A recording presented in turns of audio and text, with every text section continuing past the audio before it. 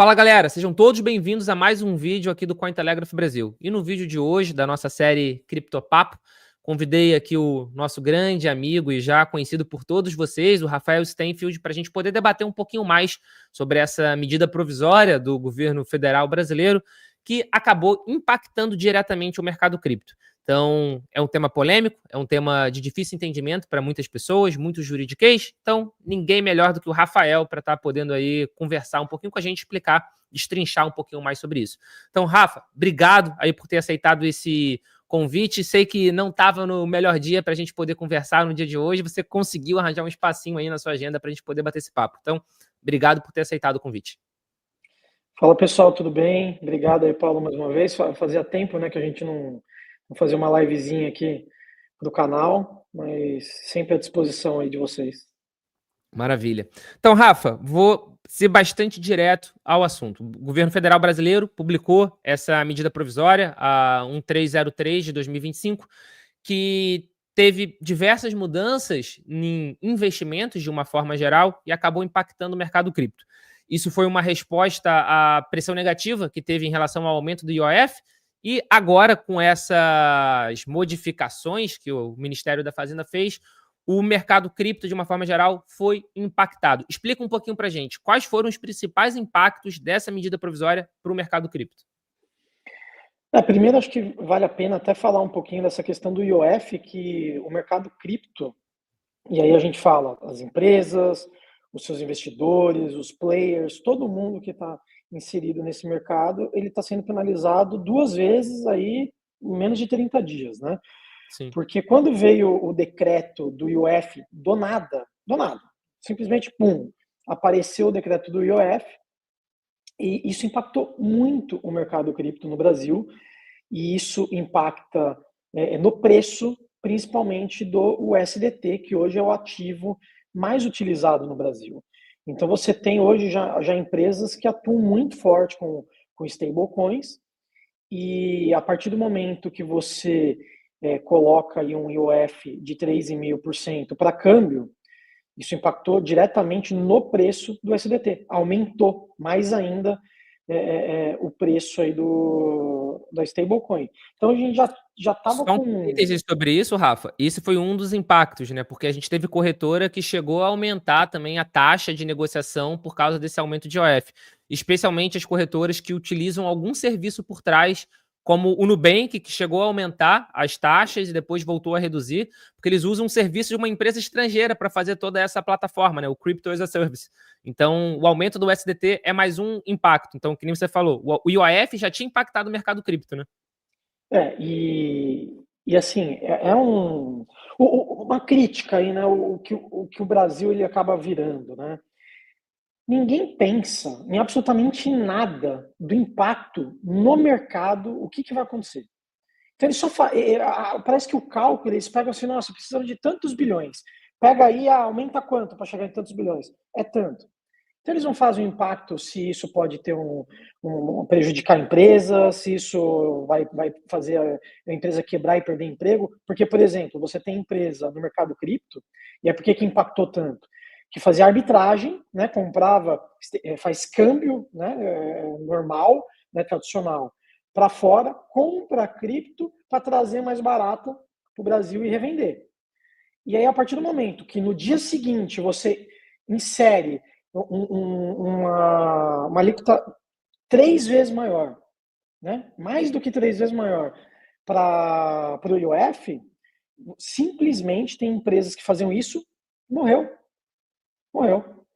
Da noite pro dia, né? Da noite para o dia. Então, por exemplo, o Banco Topazio, ele está há anos vivendo basicamente de câmbio de cripto. Simplesmente, de um dia para o outro, não vale mais a pena ninguém fazer câmbio. Topazio, então, imagina o impacto que não teve para esse banco. Para as empresas que fazem esse tipo de arbitragem. Simplesmente ficou inviável.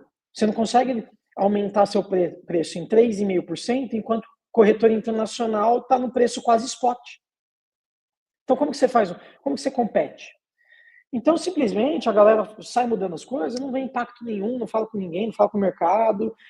E mais uma vez, né, agora, com a MP, que vem em decorrência de todas as críticas lá do Congresso, que para mim também é tudo joguinho de se você dá um dinheirinho a mais ali em A emenda do daqui a pouco relator tá na guarda, é, na verdade, da emenda. então Tanto é assim, que o próprio governo já declarou, só um parênteses, Rafa, o próprio governo federal é, já declarou que está buscando liberar as emendas para poder destravar o debate sobre essa MP no Congresso.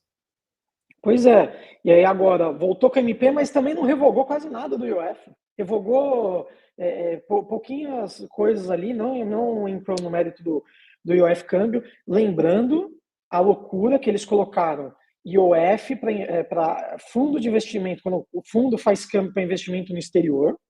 Eles tinham colocado o IOF, que era zero. Aí deve ter tido uma pressão absurda na mesma madrugada e já acorda, já muda de novo o decreto. Então, assim, é uma bagunça. Isso traz uma insegurança para o empreendedor, uma insegurança jurídica, uma insegurança tributária, mas todo tipo de insegurança no Brasil, que fica inviável fazer qualquer coisa no Brasil. Essa é a grande realidade. Aí agora vem a MP, que altera inúmeras questões e impactou o mercado cripto. E aí você pensa o seguinte, pô, o que é melhor? Eu fomentar a inovação, fomentar as empresas brasileiras, porque eu poderia simplesmente fazer o quê? Para investimento em corretora estrangeira, eu aumento o tributo e dificulto, né, para o controle, alguma coisa assim. Por quê? Porque eu quero fomentar as nossas empresas, as nossas startups, as nossas Até uma espécie instituições. de protecionismo, que você quer dizer mesmo, né? Um protecionismo Exatamente, para a indústria nacional. exatamente. Não se pensa em nada disso, então eles basicamente deixam, como já tinham deixado anteriormente, melhor para a empresa estrangeira. Então, não tem nenhum planejamento, não tem nenhum pensamento, só tem um pensamento esse governo: arrecadar. Só. Mais nada. Meramente qualquer projeto, desde o início, é arrecadatório. E esse é mais um projeto arrecadatório que não tem pensamento em nenhum, no povo, no investidor, nas suas empresas, em inovação, em tecnologia, nada. Eu só penso em arrecadar, arrecadar, arrecadar. Então, a crítica, eu faço essa crítica aí logo de início. Não, perfeito, mas qual é o impacto que acaba causando, por exemplo, a parte do IOF? Entendemos que aumentou tanto o preço do USDT, que eu acho que, aí é uma opinião pessoal minha, eu acho que esse ano ainda de 2025 a gente vai ter a questão de stablecoin ainda mais atacada pelo governo brasileiro.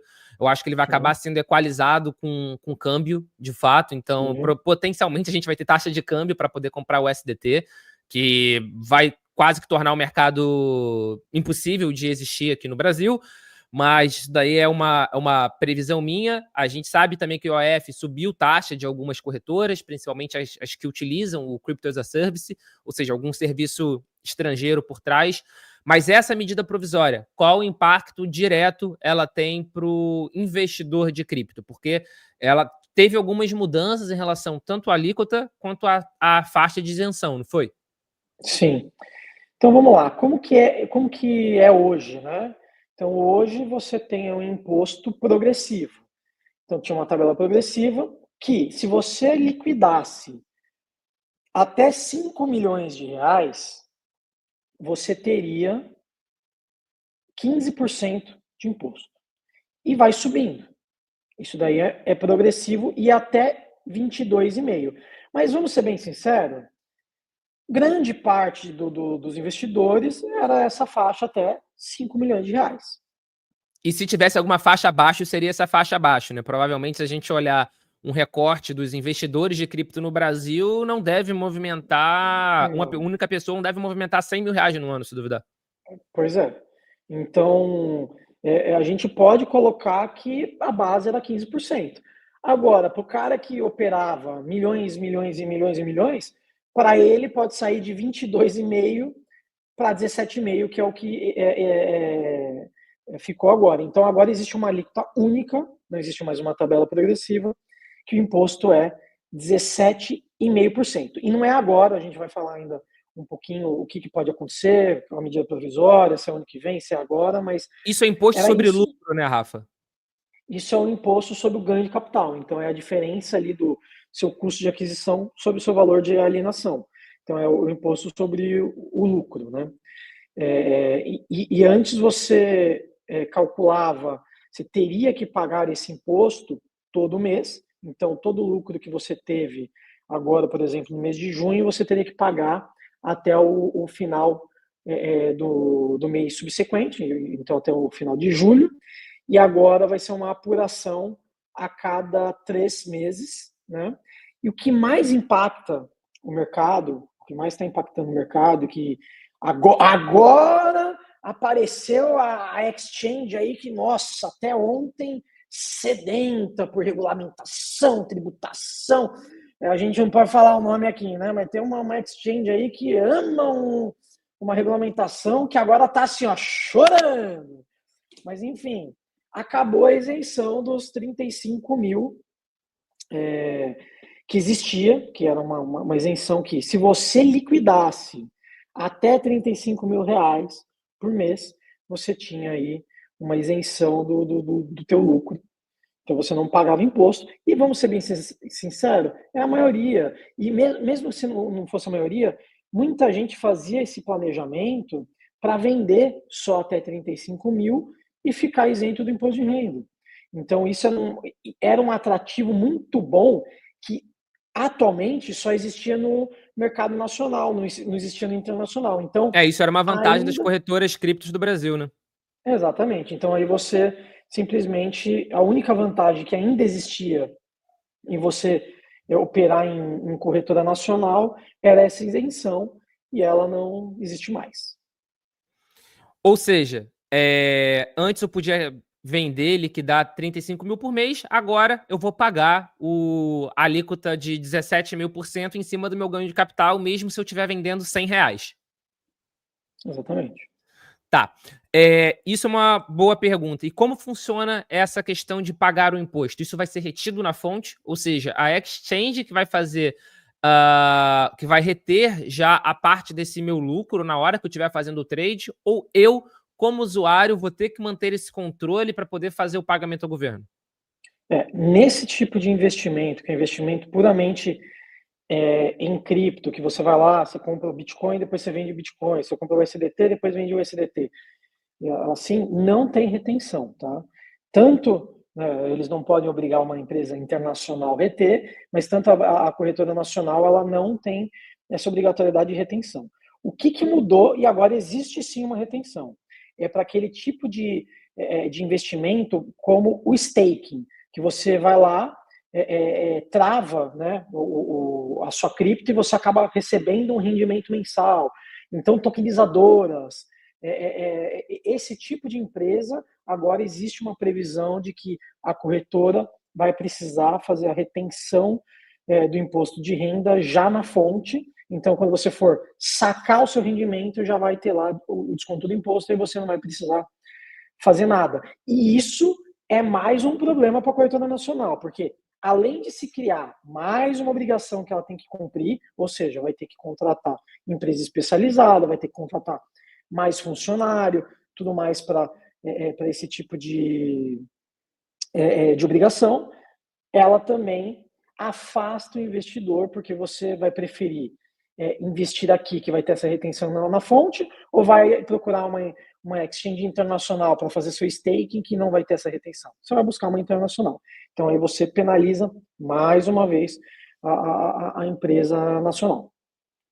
O que a gente pode acabar vendo na verdade, essa contribuição, digamos assim, essa arrecadação que é esperada por ele ser bem menor do que a expectativa, né? Porque vai acabar gerando uma fuga das corretoras brasileiras. Exatamente. É a famosa curva de Laffer, que é Sim. exatamente isso. Quanto mais você aumenta o imposto, eventualmente, num momento você aumenta a arrecadação, mas chega num ponto que você para de arrecadar até diminui a arrecadação. Por a quantidade de imposto que começa a ficar inviável, você diminui o consumo, diminui as pessoas de investirem no próprio país e aí você tem uma arrecadação menor. Então, eventualmente, pode ter o efeito inverso. Teve mais uma mudança que a gente não falou, que isso, de certa forma, é um benefício, que antes você não poderia descontar os prejuízos que Era você isso tinha que eu ia de ter, comentar agora. e agora você pode fazer aí a compensação do pagamento de imposto com eventuais prejuízos que você teve, e aí você pode fazer isso no último trimestre e até 5 trimestres anteriores.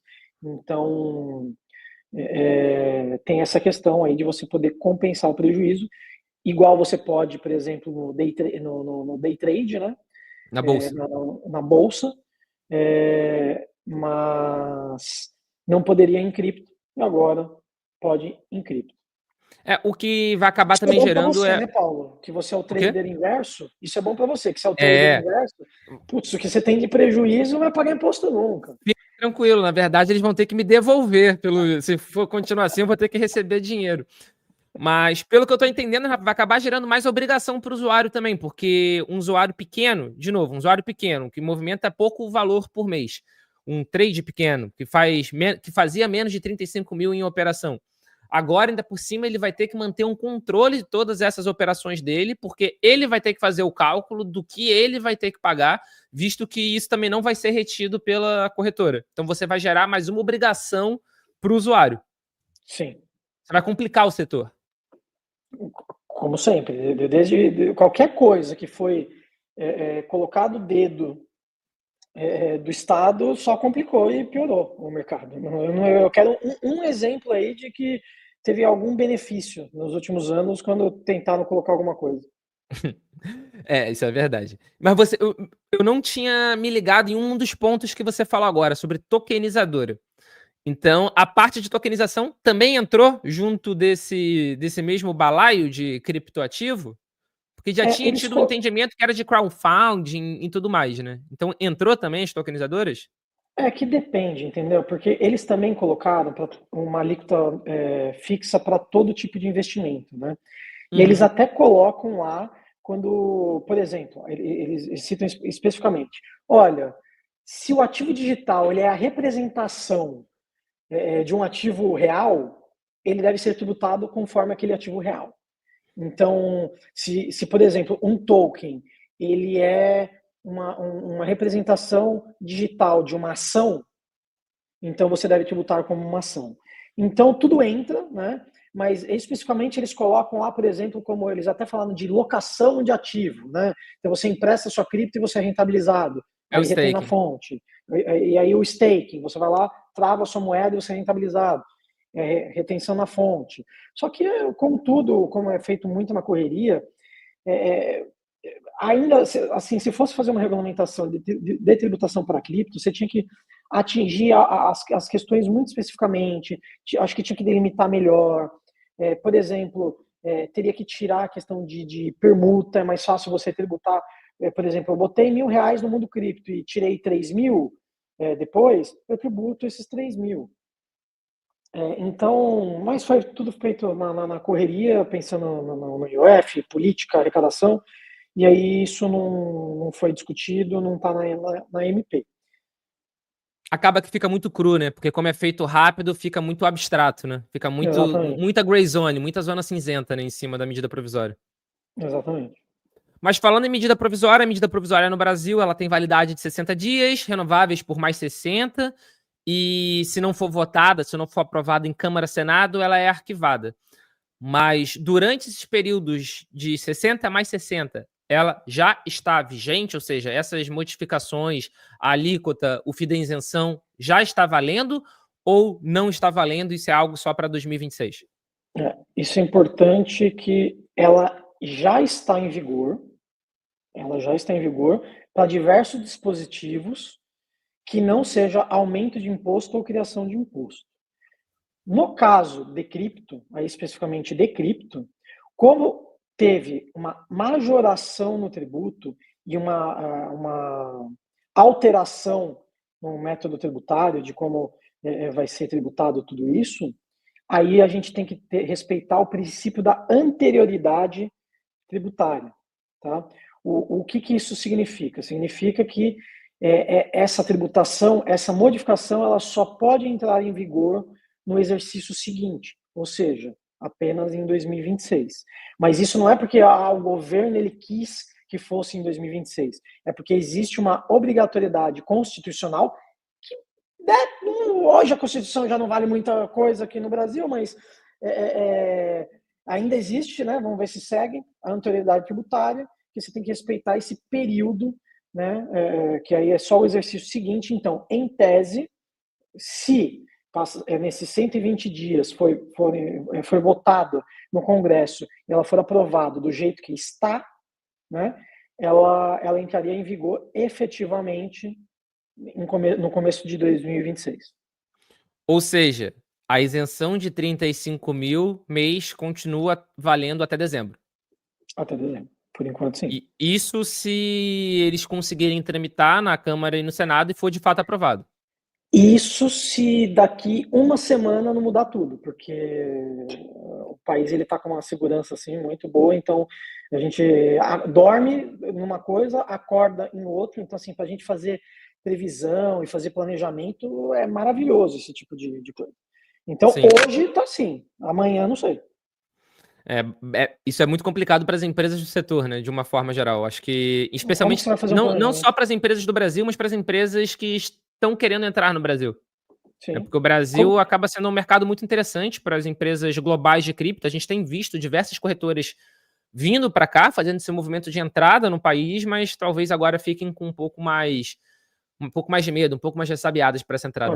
Agora imagina uma empresa entra em contato, você sabe que eu presto consultoria para a empresa, advogo para a empresa, entra em contato uma empresa estrangeira e começa, olha, me fala qual que é a sistemática tributária no Brasil. Hoje é essa, né? Aí, semana passada, eu falei uma, mas aí no exterior é outra. Aí, essa semana é assim, só que talvez não seja, porque daqui semana que vem pode mudar, mas se também não for votado em 120 dias também muda. E não só isso, o Congresso ele pode fazer alteração na MP. Então, hoje é assim, mas quando for votado no Congresso e realmente virar lei, pode mudar. Então, assim, é complicado. Imagina o cara fazer um planejamento para abrir uma empresa no Brasil. Não tem como. Se a gente do Brasil não entende muito bem o que acontece, né? Imagina quem não tenha já a nossa cabeça, já não sabe como é que funciona por aqui. Tropicalizar o produto é muito difícil. Sim. Mas eu acho que em linhas gerais era isso, né, Rafa? Ou seja, a mudança em si, ela vai ser válida a partir de 2026, considerando essa medida provisória, considerando esse texto atual. Os três principais pontos de alteração é a questão da mudança da alíquota, que era de 15 a 22,5, era uma faixa que quanto mais ganho de capital você tivesse, mais alíquota você tivesse. Foi unificada em 17,5%, ou seja, ela é benéfica para quem movimenta muito e ela é pior para quem movimenta pouco. Retirou a isenção de 35 mil mês, que também é péssimo para quem movimenta pouco. Para quem movimentava muito, acaba não sendo relevante, porque já movimentava acima de 35 mil. E como contrapartida, eles deram a questão da possibilidade de você poder descontar o prejuízo nas negociações, mas isso também acaba gerando uma obrigação maior para as pessoas de fazer todo tipo de controle para poder fazer esses ganhos e perdas em cima de cada operação. Em resumo, a medida provisória é essa, é isso? Exatamente.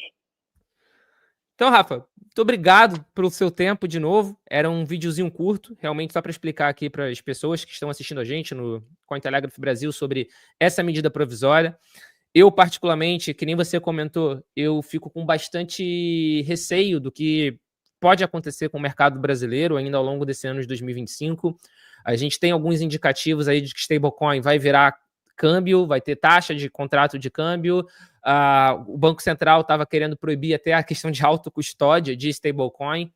Então, esse ano aí de 2025, eu acho que vai ser, apesar de só, entre aspas, terem mais 6 meses até o final do ano, eu acho que ainda vai ser aí um período bastante desafiador. Sim, com certeza. Então é isso, Rafa. Obrigado pelo seu tempo. Se quiser deixar aí suas palavras para a nossa audiência, onde as pessoas encontram você, quais são as suas redes sociais. Hoje eu não estou muito em redes sociais, né? Focado em outras coisas, mas agradeço aí a oportunidade de sempre estar contigo. Muitos anos aí de amizade e parcerias, né? E agradecer o Cointelegraph, como sempre, e obrigado. Então é isso. Obrigado, Rafa, e obrigado também a você que está assistindo. Chegou até agora aqui no vídeo, já sabe. Deixa o seu like, se inscreve no canal, ativa o sininho de notificação para sempre ser notificado de todos os conteúdos que a gente soltar aqui no Cointelegraph Brasil. Muito obrigado e valeu.